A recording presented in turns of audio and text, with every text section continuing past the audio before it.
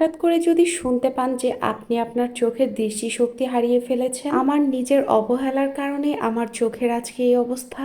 সাত সকালে চলে যেতে হলো এতটা দূরে আমাদের।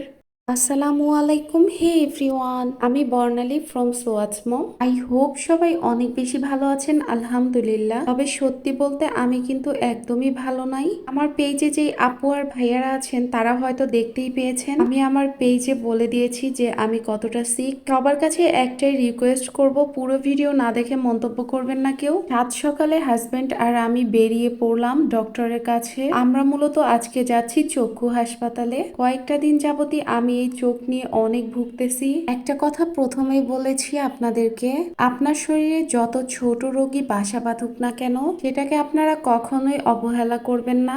আর আমার মতো এরকম বোকামি কেউই করবেন না।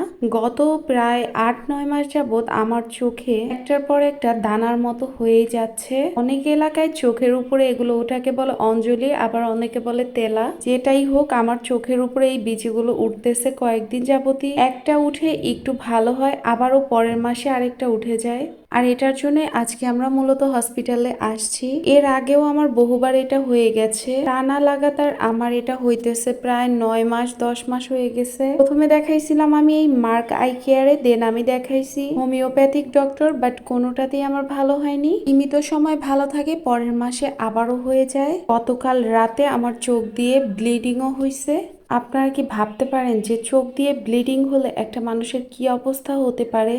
আর কি বলবো বলেন, আমি অনেক বেশি সিক হয়ে পড়ছি। প্রচন্ড ব্যথা, সাথে প্রচন্ড জ্বর। আর ডক্টর আমাকে বলল যে প্রথম থেকে আমার এইটাকে গুরুত্ব দেওয়া উচিত ছিল। এক ডক্টরে ভালো হয়নি, তাতে কি হয়েছে, আমার সেকেন্ড টাইম আবারও অপশন নেওয়া উচিত ছিল।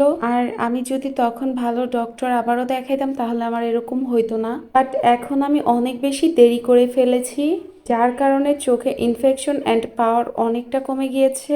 ডান চোখে আমি একদমই কম দেখি। এই জন্য ডক্টর আমাকে বলে দিল রোজ আমাকে 4 ঘন্টা পর পর ড্রপ দিতে হবে। এরপরও যদি এটা ঠিক না হয় সেক্ষেত্রে তারা অন্য কোনো অপশন নেবে। এবার বুঝতে পারছেন, যে কোনো বিষয়ই আমাদের গুরুত্ব দেওয়া অনেকটা উচিত। না হয় আমার মতো আপনারাও কিন্তু অনেক বেশি প্রবলেমে পড়ে যেতে পারেন। আমার ফেসের দিকে খেয়াল করলে বুঝবেন যে আমার চোখের কি অবস্থা।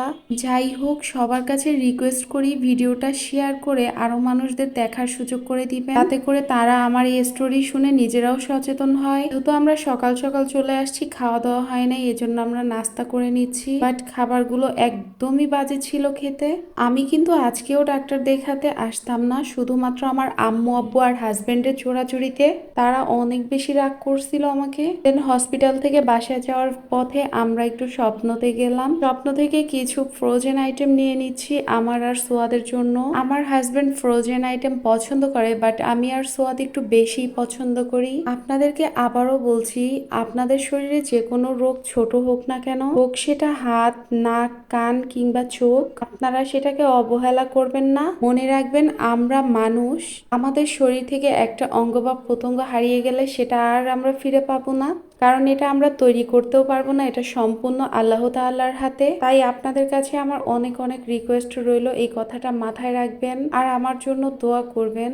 সবাই ভালো থাকবেন। আল্লাহ হাফেজ। আসসালামু আলাইকুম।